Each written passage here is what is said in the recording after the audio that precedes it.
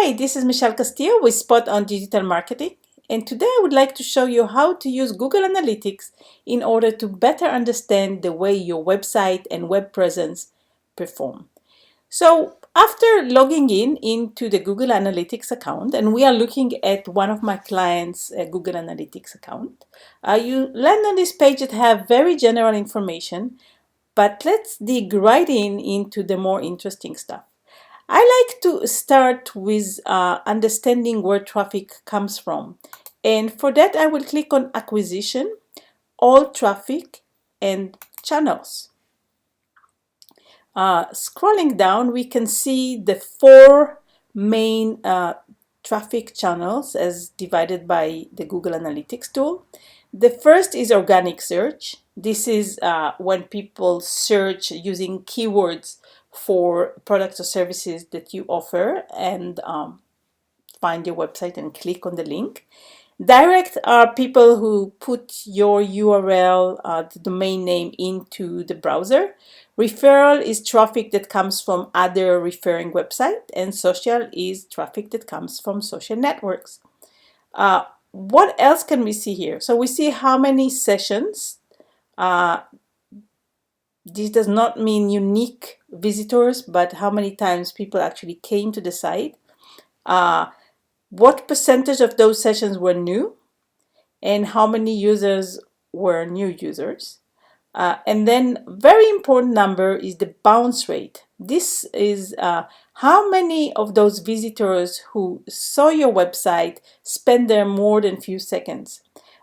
This specific case, the bounce rate is 33.33%, which is considered to be very good. Anything be under 50% is considered to be very good. It means that most people who come to the site find it, see that they found what they're looking for, and they further go into the site to search for the contact form or for more information about what you have to offer. Next, you can see how many time on average or how many pages each visitor spend on the site, how much time they've spent, and the next three columns are interesting, but we are not going to go into them today. Next, let's take a look at how we can use the information in order to make decisions in regards to our marketing and our marketing budget. For that, let's click on the referral channel and see what other websites bring traffic to our website. In this case, it's a campground website, and we can see the traffic comes from regional tourism websites such as Travel British Columbia and others, and also from Yellow Pages, from the listing on Yellow Pages. There are two important numbers here. One is how many visitors came or how many sessions, and then the other one is the bounce rate. So we can see that traffic that came from travelbritishcolumbia.com, there were 57 visitors, and the bounce rate is very low, which means this traffic is qualified. The people who came from this website are spending time on our website. They're probably interested in what we have to offer. On the other hand, traffic that came from Tourism Surrey, there was much less, but the more important part here is 83% of them bounced off the site, which means that most of the visitors are not qualified. Now, I don't know if my client actually pays to be listed on travelbritishcolumbia.com or tourismsurrey.com, but if they do, they should probably stop paying tourismsurrey.com because the traffic that comes from there is not qualified. One thing for sure, Yellow Pages listings do cost money, and we can see that there were 4 visitors, pretty qualified, only 25% bounced off. They spent quite a bit of time on the site, and this is when the question comes in: is the return on investment justifies the investment? Because I do not know how much they're paying Yellow Pages, but they have to see if the investment justifies the amount of traffic they get, and if the value of every client that come to the site justifies. In this case, it might not, their value or the lifetime value of a client is not very high, but it depends on the industry. If you were a dentist and every client is worth $10,000, then it might justify the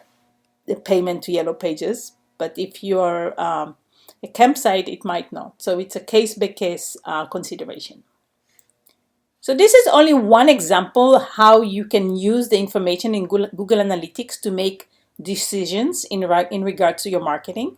And we could go on and on. There is a lot more that can be said, but this is just an overview video.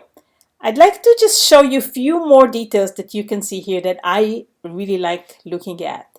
So let's start looking at the audience information. And first, I'll click on the mobile overview tab. Here you can see what devices people use when they browse your website. And one important aspect of this information here is the bounce rate. Not very surprising to see that the bounce rate on mobile devices is a bit higher, but still pretty good.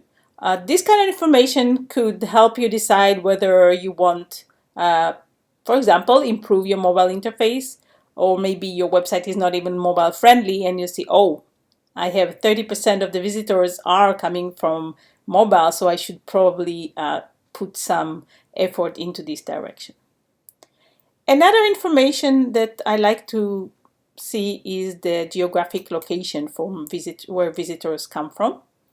Here we can see a list of countries of where visitors come from and how many, what's the bounce rate, and so on and so forth. Again, this information can be used, for example, if you saw that you have a lot of traffic from a country that has other language, you may decide that you want to have bilingual or multilingual website, or maybe you want to put some more money into paid advertising in a certain country. So this information is very useful. I hope you agree. As I said before, this video the main goal is just to attract your attention and make convince you that you do have to use Google Analytics. There is a lot of information here. Take some time to browse around and be in the know. It is really important for your marketing. Hope you enjoyed the video, and I'll see you in the next video. Goodbye.